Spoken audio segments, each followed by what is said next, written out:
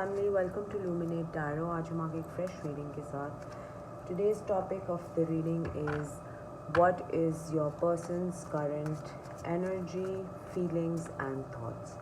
ठीक है, वही मैसेजेस लीजिएगा जो आपके साथ रेजोनेट करते हैं। अननेसेसरी मैसेजेस लेने की ज़रूरत नहीं है। ये टाइमलेस और कलेक्टिव रीडिंग है, तो जब भी आपकी नज़रों से गुजरे उस वक्त का आपके लिए मैसेज है। Let's begin the reading and see कि आपके पार्टनर की क्या करंट एनर्जी है, क्या थॉट्स हैं और क्या फीलिंग्स हैं। Okay, let's begin. King of cups, two of pentacles, empress. आपके पर्सन एक बहुत ही इमोशनल टाइम से गुज़र रहे हैं और बहुत सारे इमोशंस आपके लिए फील करते हैं। You are an empress in front of their eyes. आप एक बिल्कुल एक सॉलिड इंडिपेंडेंट एक बहुत ही respectful woman. they see you with a lot of respect and a lot of love. आपसे बहुत एक इमोशनल वे में प्यार करते हैं। आपको बहुत मैच्योर समझते हैं। स्ट्रेंथ फुल भी समझते हैं आपको, जैसे आप इनकी स्ट्रेंथ हैं, या you give them so much comfort कि यू बिकम देयर स्ट्रेंथ।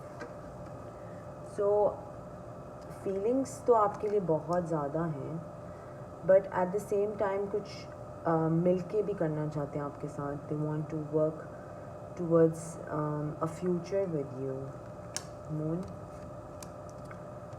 इनको अब शायद ऐसी ऐसी बातें पता चल रही हैं अपने बारे में भी जो इनको पहले नहीं पता थी। May be they have learned a lot from you. आपको देखते हैं, आपकी स्ट्रेंथ देखते हैं, आपको बैलेंस देखते हैं, आपको एक अच्छी सॉलिड पोजीशन में देखते हैं, जिसकी वजह से वो खुद भी शायद अपने आप को अब पहचानना शुरू किया उन्हें। हम जैसे बोलते हैं ना कि हम लोगों से सीखते हैं। So maybe you have taught them a lot of things which is why they see you in a very high honoured position. एक बहुत सॉलिड पोजीशन में देखते हैं। आपके साथ मूव फॉरवर्ड भी करना चाहते हैं, आपके साथ कुछ चीज़ घर बनाना चाहते हैं। Yes, lovers, no sorry, two of cups. Emotions बांटना चाहते हैं। आप दे फील कि आप उनका परफेक्ट मैच हो, आप उनके लिए एक सोलमेट की पोजीशन पे हैं, but they want to work towards something with you. Let's see more. Confused भी हैं थोड़े से। yes, they are very very burdened, done। कोई चीज़ इनकी साइकिल एंड हो रही है, थक गए हैं रिस्पॉन्सिबिलिटीज़ से, थक गए हैं लोगों को जवाब देने से। ऑफिस में कुछ हो सकता है कि they are overburden from their family के मैटर्स हो सकते हैं। थर्ड पार्टी की इंटरफेरेंस हो सकती है।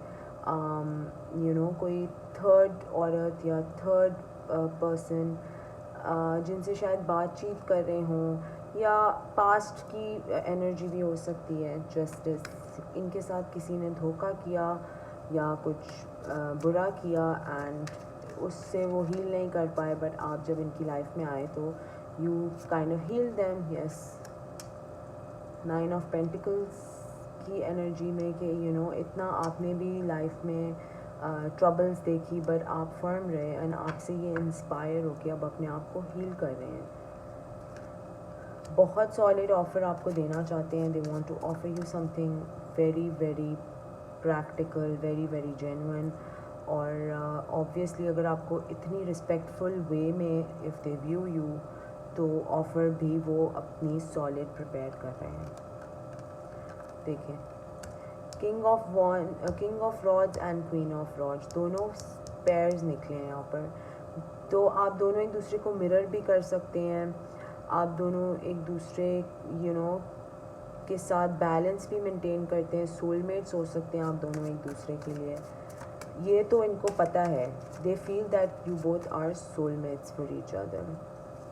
Yes, you make them very happy. आप उनकी लाइफ में एक बहुत इम्पोर्टेंट पार्ट हैं. एंड बहुत कुछ आपने उनको सिखाया है. मे बी उनके टफ़ टाइम्स में उनको सपोर्ट किया है, या स्ट्रेंथ दी है, करेज दिया है बहुत ज़्यादा. And you make them happy. Judgment. It's a very beautiful reading. आपके पर्सन आपके लिए बहुत ज़्यादा सोचते हैं. They want to build a family with you. अगर फैमिली ऑलरेडी है तो उस फैमिली के अंदर उस यूनियन को सॉलिडिफाई करना चाहते हैं. उस फैमिली को फर्म बनाना चाहते हैं. If this is coming for someone, I don't know. Let's see.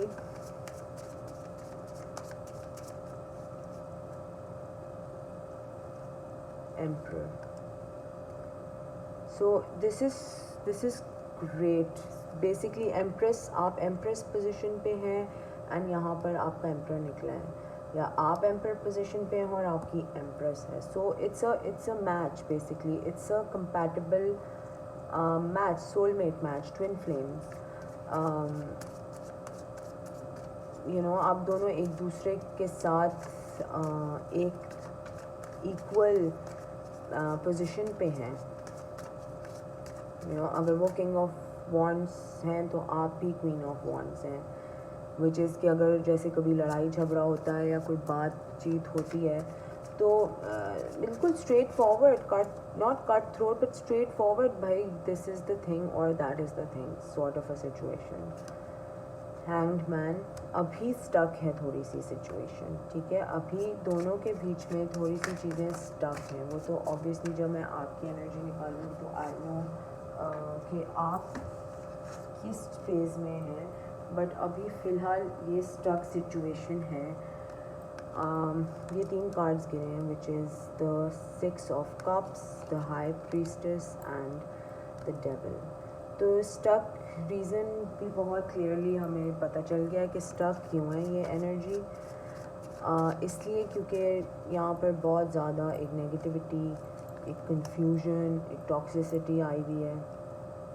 And it's creating a lot of fights, a lot of conflicts. But आप दोनों ये इसको ओवरकम कर लेंगे, बिकॉज यहाँ पर एक हाई प्रीस्टेस का कार्ड है. स्पिरिचुअल लेवल पे क्लैरिटी चीज़ों के बारे में बहुत सारी है. ब्लैक एंड वाइट क्लियरली अब दिख रहा है कि what is good and what is not good, and what are we looking for. या हम अपनी फैमिली को कैसे प्रोटेक्ट करें, या हम अपने रिलेशनशिप को कैसे प्रोटेक्ट करें, विच इज़ ब्यूटिफुल. आप दोनों एक दूसरे के बारे में उतना ही सोचते हैं. आप एक दूसरे के बारे में बहुत सोचते हैं बेसिकली. यस, फाइनेंशियली भी you both want to offer something to each other, and just have patience. ठीक है. तो एनर्जी तो बहुत अच्छी निकली है उनकी.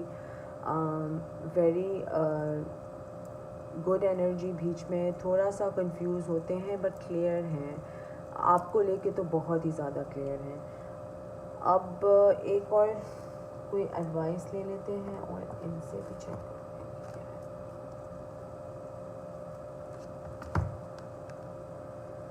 सो फर्स्ट लेट्स सी कि उनके चक्रा में क्या उनकी एनर्जी है. लेट्स सी के चक्रा कार्ड्स में क्या एनर्जी है उनकी.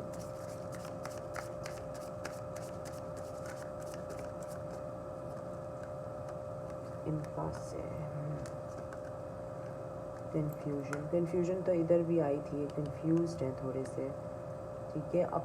अपने आप को शायद डिटोर करना चाह रहे हैं, या साइड पे मतलब आपका रास्ता ब्लॉक कर रहे हैं, या कुछ फिगर आउट करने की कोशिश कर रहे हैं. Abundance and Joy. या तो ये अपने लिए खुद ही एक रुकावट बने हुए हैं, because they have created so much confusion अपने दिमाग के अंदर, दैट यू नो कभी कभी खुद ही आप अपने आप को इतना कंफ्यूज कर देते हो कि आपको समझ नहीं आता मैं क्या करूँ, सीधा जाऊँ, उल्टा जाऊँ, आगे जाऊँ, पीछे जाऊँ, क्या करूँ. So that creates a sort of a blockage for that person. ठीक है, तो ये अपने लिए खुद के लिए एक ब्लॉकेज बन रहा है बिकॉज ये थोड़ा सा कंफ्यूज एक एनर्जी में भी हैं. लेकिन उनको पता है कि आपके साथ उनको जॉय और एक हैप्पी फैमिली, एक अबंडेंट लाइफ गुजारने का मौका मिलेगा. शायद आप भी बहुत प्रिविलेज हो सकते हैं, या आप वेल सेटल या अच्छी एम्प्रेस तो हैं आप तो ऑब्वियसली, और वो एम्प्रर हैं. तो दोनों को फाइनेंशियली मिला के you guys can be very abundant.